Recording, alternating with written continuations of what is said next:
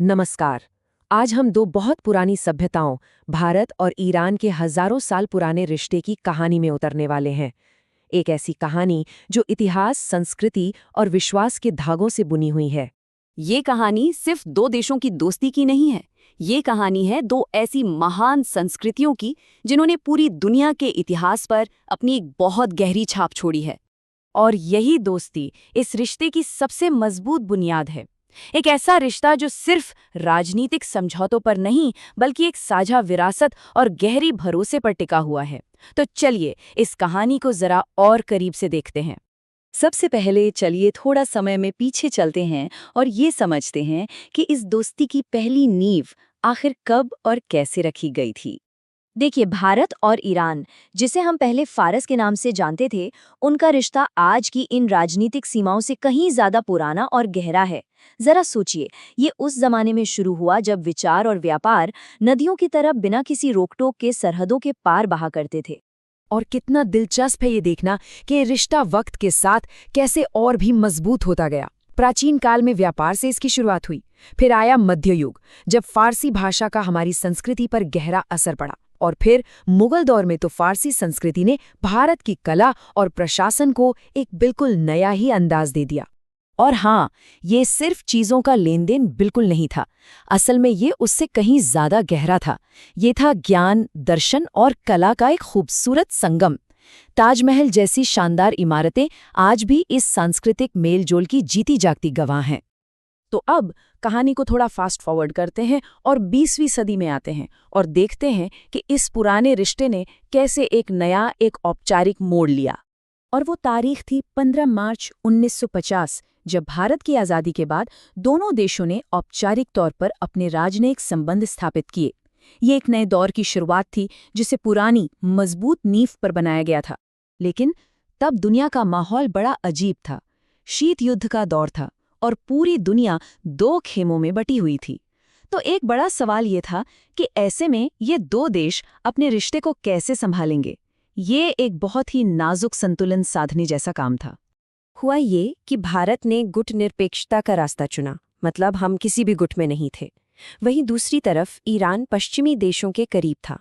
तो रास्ते अलग अलग थे, लेकिन सबसे बड़ी और अच्छी बात ये थी कि इन मतभेदों के बावजूद दोनों ने एक दूसरे से बातचीत का दरवाज़ा कभी बंद नहीं होने दिया। अब आते हैं कहानी के उस हिस्से पर जो आज के दौर में इस दोस्ती का शायद सबसे बड़ा और सबसे अहम प्रतीक बन गया है, और वो है चाबहार बंदरगाह। तो आखिर ये चाबहार बंदरगाह है क्या चीज़? इसे ऐसे समझिए कि ये ईरान के तट पर एक बहुत बड़ा पोर्ट है जिसे भारत की मदद से तैयार किया गया है, और इसका मकसद है मध्य एशिया तक पहुंचने के लिए एक बिल्कुल नया रास्ता खोलना। साल 2016 इस सफर में एक मील का पत्थर साबित हुआ। यही वो साल था जब भारत, ईरान और अफगानिस्तान ने मिलकर इस बंदरगाह को विकसित करने के लिए एक ऐतिहासिक त्रिपक्षीय समझौते पर दस्तखत किए। पर इसका रणनीतिक महत्व क्या है? चलिए इसे 3 आसान पॉइंट्स में समझते हैं। पहला, भारत को समंदर के रास्ते ईरान तक सीधी पहुंच मिल गई। दूसरा, एक ऐसा व्यापारिक रास्ता खुल गया जो पाकिस्तान को बाईपास करता है।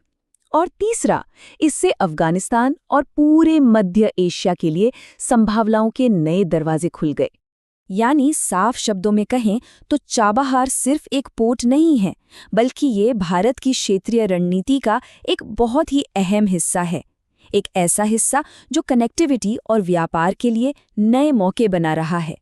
अच्छा, अब राजनीति और रणनीति से थोड़ा हटकर इस रिश्ते की आत्मा की बात करते हैं, मतलब यहाँ के लोगों के बीच जो एक सांस्कृतिक जुड़ाव है उसकी बात।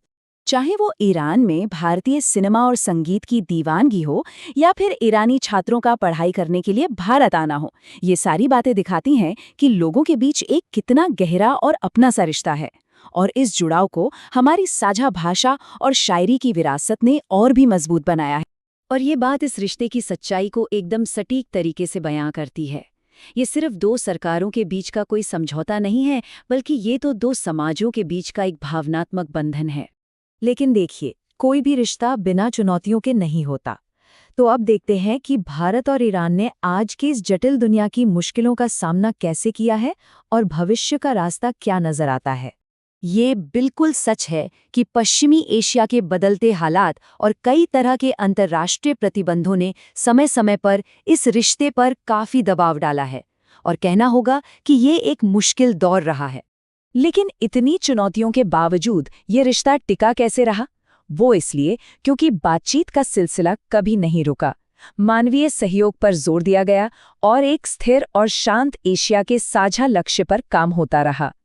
और आज भी दोनों देश लगातार ऊर्जा, व्यापार और सुरक्षा जैसे नए क्षेत्रों में सहयोग की संभावनाएं तलाश रहे हैं।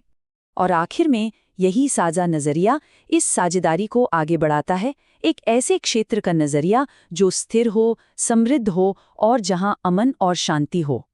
तो जब हम इस पूरी कहानी पर एक नज़र डालते हैं, उन प्राचीन रेगिस्तानी कारवां से लेकर आज के इन आधुनिक समुद्री रास्तों तक, तो एक बात बिल्कुल साफ हो जाती है कि भारत और ईरान की दोस्ती ने समय की हर मुश्किल कसौटी को पार किया है। और शायद यही इस कहानी का सबसे खूबसूरत पहलू है। ये सिर्फ डिप्लोमेसी या कूटनीति का कोई विश्लेषण नहीं है, बल्कि ये इतिहास, संस्कृति और विश्वास की एक ऐसी जिंदा कहानी है जो आज भी लिखी जा रही है।